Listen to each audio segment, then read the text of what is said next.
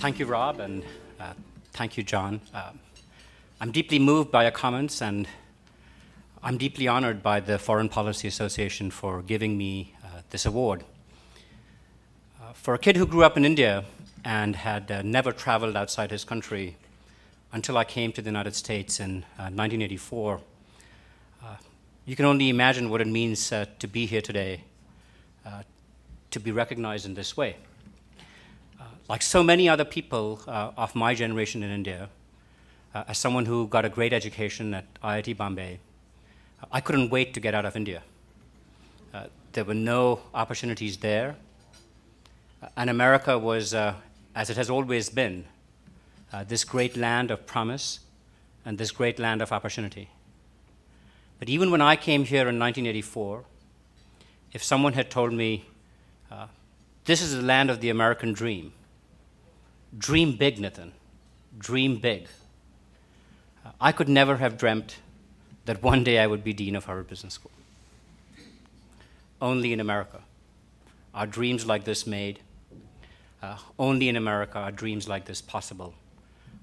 Where I can stand here today in a room like this and be honored by a group of people who are as remarkable as this room is. Even being a part of it would have been a dream. Being honored is truly remarkable.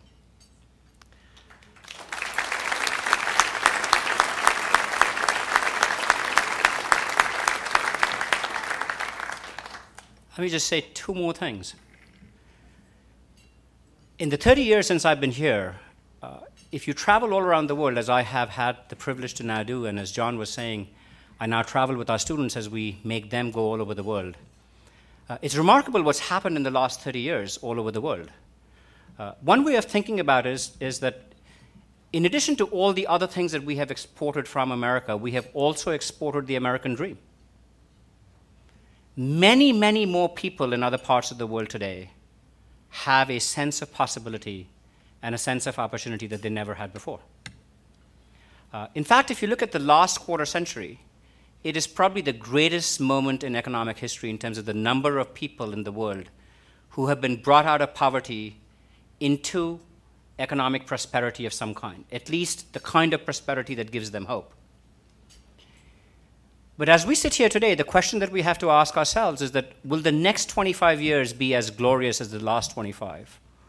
Or will we look back on these last 25 years and say these were the golden years of globalization?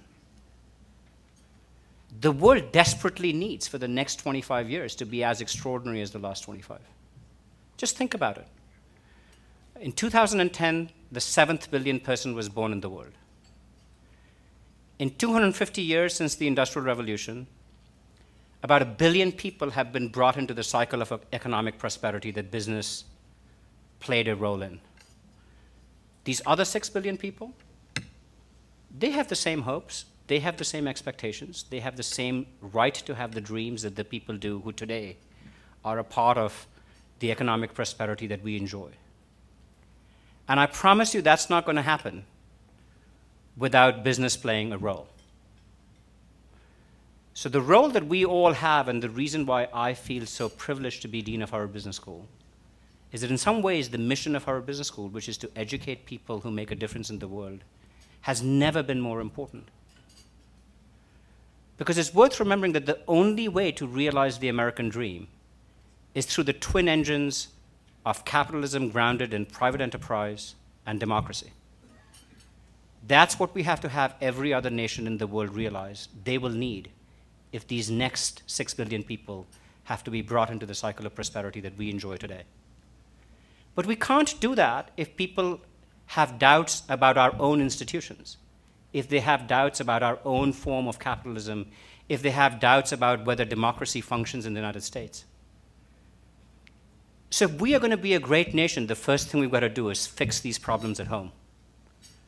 Because the world desperately needs to continue to have confidence that this great American vision, that the dreams of the world are best realized through the twin forces of capitalism and democracy, and that is the single best engine for creating prosperity, is the best foreign policy that America has ever had. And if we do that, not only will we create economic prosperity around the world, I promise you we will create peace. Thank you to everybody in the Foreign Policy Association for the work that you do and for honoring me today.